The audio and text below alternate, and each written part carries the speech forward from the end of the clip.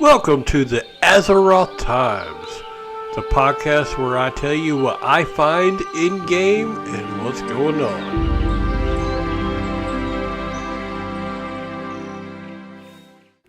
Welcome back. If this is your first episode, welcome to Azeroth Times. I want to talk about some stuff that's going on in WoW. First thing, there is photoshops of Henry Cavill as Arthas for the movie. Now there's photoshops of Henry Cavill as Paladin Arthas Menethil. There's Photoshop pictures of Henry Cavill as the Lich King. And I've seen some of them and they look pretty cool. So there's been people voicing that, that's what they want. There's even been some people from World of Warcraft that's been saying that looks pretty cool. There's been a lot of changes to World of Warcraft on pre-patch and everything else. If you've been listening to other podcasts, you already know that they have put off the release of Shadowlands until later. They have not announced when yet, but the Shadowlands patch is going to be on October 13th and 14th. There's been class hotfixes going on and everything else, but I'm not going to get onto that because apparently they've been doing a lot of it, and I'm not going to get into all that because what happens today might change tomorrow. But also, if you're playing the beta, there's a temporary XP beta boost in the meantime. So if you're playing the beta, you'll probably see a big increase on how fast you're leveling. And also, the weekly cooldown on conduits will be changed to a new system in Shadowlands. I want to read a post that a community manager, Kavax, put. As we continue to work towards making Shadowlands worth the wait, we have an update on several changes and improvements players can expect to see coming to the beta over the next few weeks.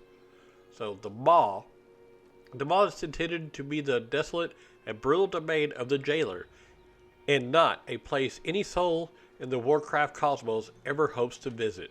But this is, after all, a video game, and telling that story can't come at the expense of creating a fun environment for adventurers. We've heard feedback that this content is currently falling short of that mark, and we agree. We're working to increase visual distinction and combat gameplay variety across the different areas of the mall, as well as exploring adding new localized events and world interactions.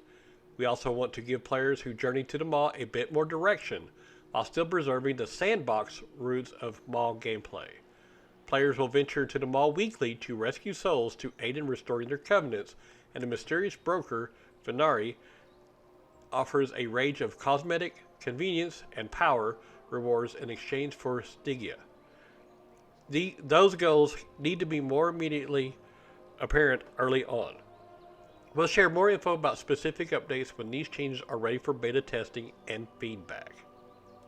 Conduits. We've also received a lot of feedback about the conduit system. Many of you have expressed concerns that the current system will unreasonably limit experimentation and multi-spec play early in the expansion. While the existing weekly cooldown may provide sufficient flexibility once players have all three soul binds fully unlocked, we agree that it is initially too limiting. A single weekly reset also fails to draw any distinction between someone who only wants to adjust a single conduit and someone who wants to clear and rebuild their entire soulbind tree. In an upcoming build, we will be replacing the weekly cooldown on changing conduits with a more flexible system. When first unlocked, for Forge of Bonds will be charged with 10 conduit energy, and placing a conduit into a socket will consume a single charge. Conduit energy recharges at the rate of 1 per day, up to a cap of 10, and adding a new conduit to your collection immediately restores 1 conduit energy as well. Our goal with this change is to ensure that, especially when players are acquiring new conduits and only have access to a small number of soulbinds and conduit slots, all players feel free to try out new upgrades and to adjust their soulbinds to support multiple specializations or activities. After an initial collection period for a given character, 7 plus swaps per week should allow for more adaptation to suit specific roles or activities, while still requiring thoughtful decisions about how to customize each soulbind for your playstyle preference. Class and Covenant Balance. Tuning has been underway over the past couple of weeks, but much work remains. Our initial tuning efforts have focused on Covenant class abilities that were outliers on either end of the spectrum, including substantial redesigns where necessary.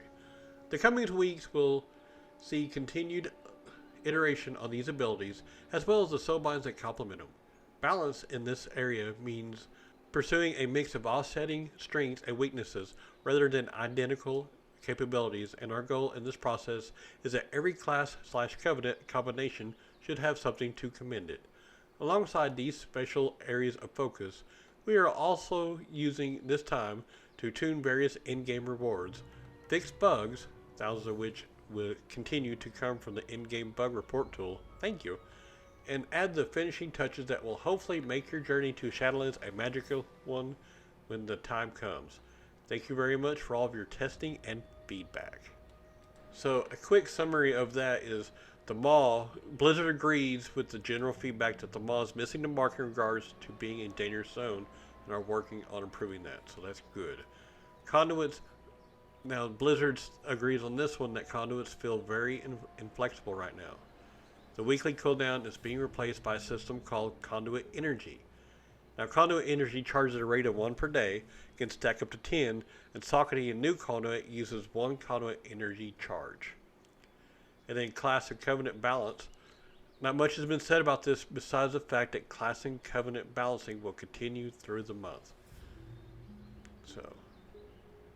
And we also heard that in patch 9.0.1, the PTR class change hotfixes for October 9th, Frost DK nerfed, Feral Druid, and Fire Mage has been buffed.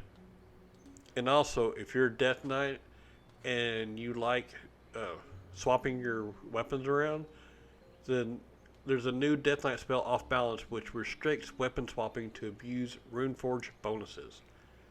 Off Balance is a new spell found in the week's beta build, which leaves Death Knights unable to benefit from Runeforge enchants for a short time after swapping weapons in order to restrict juggling multiple Runeforge enchantments. And also, Blizzard added an option to disable experience gains in Shadowlands Chromie Time. And also, a hotfix, players can now loot Spires of Iraq treasures. So a quick set of hotfixes today, Blizzard has fixed the issue preventing some players from looting treasures in Spires of Iraq. And now for this week's story, how to play Range DPS in Shadowlands, class strengths and recommendations. I'm going to talk about Balanced Druids first. This one's all about controlling the sun and the moon to do damage from range with nature and arcane spell schools. You are in a higher form and gain bonus damage by being in Moonkin form. So if you see a Moonkin run around, they're probably a Balanced Druid. Now they have 2 damage over time effects. You build a resource called Astral Power with Solar Wrath and Lunar Strike, and then you spend that resource with Starfall on multiple targets or Star Surge on a single target. You also maintain 2 damage over time effects, which are Sunfire and Moonfire. You're going to be alternating Eclipse states by casting the opposite side Eclipse state ability, then empower that filler by dumping Star Surge into that Eclipse state. And now I'll move on to Beast Mastery Hunter and how they play in Shadowlands. And now they utilize its ferocious animal companions to ravage foes, which fulfills a unique and well-defined class fantasy. So if you're looking for extremely mobile range DPS with tons of utility and a strong class identity, then consider giving it a try. Now, Beast Mastery, if you like to move around, is the only range DPS spec that in the game that can do 100% of its damage while moving with no restrictions whatsoever. So you'll see a lot of Beast Mastery Hunters in PvP because they're always moving and always doing their spells. They don't have to worry about stopping. and they can also combine their mobility with incredible spells like Aspect of the Turtle. Beast Mastery Hunters are perfect for doing odd jobs and any sort of mechanical challenges that raids and dungeons might present. Hunters also use Focus as their core resource, which for Beast Mastery is used primarily for Cobra Shot and Kill Command to deal damage. The core of your rotation revolves around Barb Shot, which is used to keep Frenzy up on your pet to allow them to do more damage, as well as to lower the cooldown on Bestial Wrath. These spells will make up 90% or more of your rotation, with the remaining spells coming from your various cooldowns and other utility abilities. It is also offers excellent cleave potential through the use of multi-shot to put up Beast Cleave, which allows your pet attacks to cleave multiple enemies at once. And now I'll talk about Marksman Hunters. And now this one is the only hunter spec that you have the option of not using a pet. It's typically the go-to spec for any player who does not like using or managing pets, but still want to play a hunter. It's typically referred to as the sniper spec with slower, heavy-hitting shots and an extended range. So in Shadowlands, marksmanship has transitioned into a more bursty class, having a burst and reload type feeling to its rotation. So at its core, marksmanship uses aim shot to enable precise shots while using abilities such as rapid fire and steady shot to regenerate focus.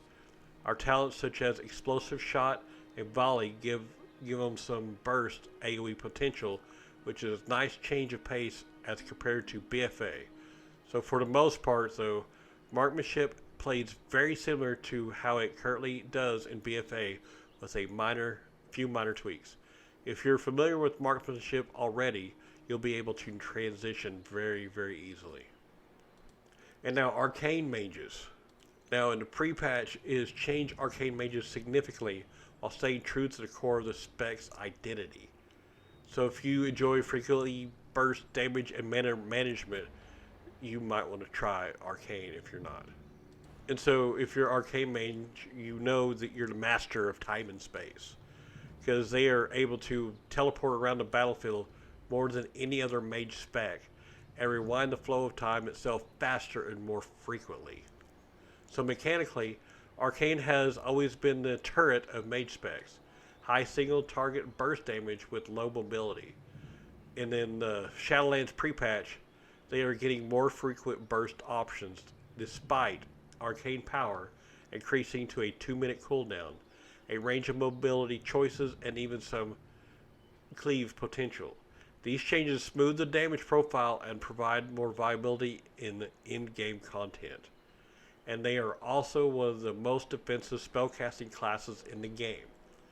If outranging the enemy with Blink and Frost Nova isn't enough for you, try absorbing or negating the damage with any one of the variety of tools like Ice Block, Prismatic Barrier, Greater Invisibility, or Mirror Image, or even ignoring it entirely by resetting the flow of time called Alter Time. And now, Fire Mage.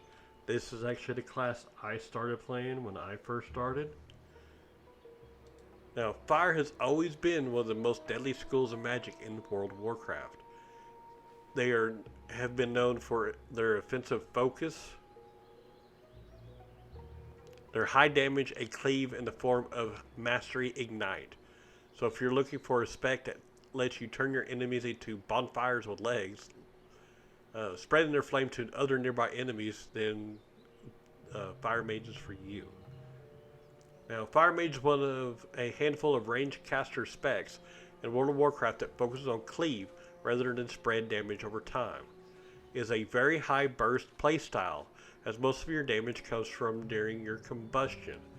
Outside of cooldowns, the playstyle revolves around its stable flow of generating heating up and then hot streak from critical strikes, while Mastery Ignite burns your target for additional fire damage.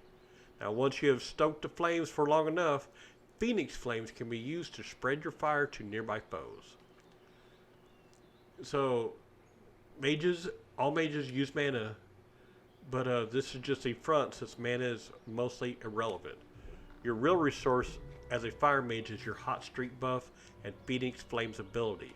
Hot Streak is fuel for the abilities that cause the most damage, and Phoenix Flames is used to spread that damage to nearby enemies. Now, Fire Magic isn't a Fire Mage's only tool. Iconic mage utility spells like Polymorph, Frostnova, and Blink allows mages of all specs to control and outplay their enemies while their friends burn. Frost Mage. They're the masters of battlefield control. They can force the enemies to assault them in the face of a howling blizzard and freeze any who manage to get close, while the mage swiftly teleports away to land a devastating burst combo.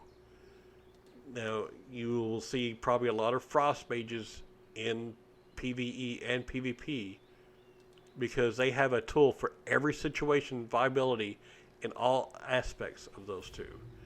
The spec excels at 2 target cleave, and it has a smoother damage profile than either Arcane or Fire.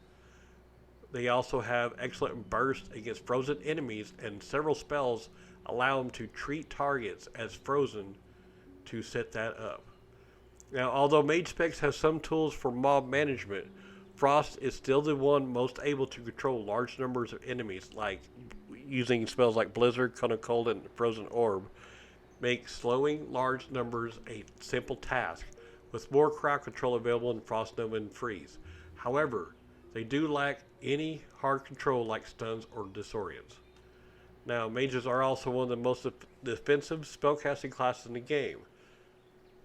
So if outranging the enemy with Blink and Frost Nova isn't enough, try absorbing or negating the damage with any one of the variety of tools like Ice Block, available twice with Cold Snap by the way, Ice Barrier, or Mirror Image, or even ignoring entirely but resetting the flow of time with Alter Time. Just like the Fire Mage. Alright, now, Shadow Priest. Now, they draw their power from the void and deal damage through the use of damage over time effects, or dots, such as Shadow Word Pain, Vampiric Touch, and Devouring Plague. Now, Shadow uses a resource system called Insanity, and is gained by casting the majority of Shadow spells such as Mind Blast and Mind Flay. Now, Insanity can be spent by casting Devouring Plague or Searing Nightmare while channeling Mind Seer. Shadow Priests mainly deal their damage at range and excel in multi-DOT or dot situations on spread or stacked AoE. Now, Shadow does struggle with mobility, but this can be circumvented by using your instant cast spells while moving and pre-placing yourself in an optimal position if you know you're going to need to move ahead of time. Now, Shadow Priests have access to a unique spell called Mind Control.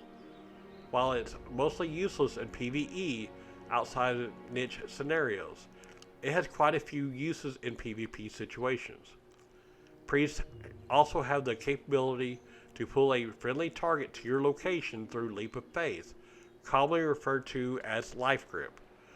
It also has Mass Dispel, which is a hefty mana cost but brings good utility to your group as it works on both friendly and enemy units simultaneously. So thematically, Shadow Priests also have access to Shadow Form and Void Form. Shadow Form buffs all spell damage you deal as well as adding a dark purple aura around your character. This effect also extends to mounts and looks particularly cool on celestial mounts. Now, Void Form keeps the aesthetics of Shadow Form, but making it slightly more black. Additionally, Void Form causes your character to float. Taking damage will not remove this levitation, unlike with Levitate. Void Form also spawns void tendrils on your body, which look like tentacles. Elemental Shamans.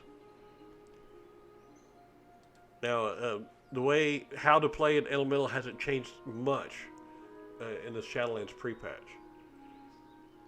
Now, their resource is also the Maelstrom. For single target, they build up Lightning Bolt, Lava Burst, and a talent's Elemental Blast and Ice Fury if taken to spend it on Earthshock.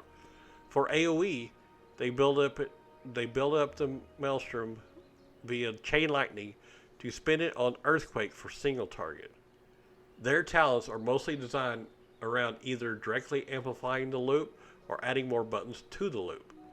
The only change we could approach doing this comes from the return of Spirit Walker's Grace, which allows them to mitigate periods of movement that might have frustrated them in the past.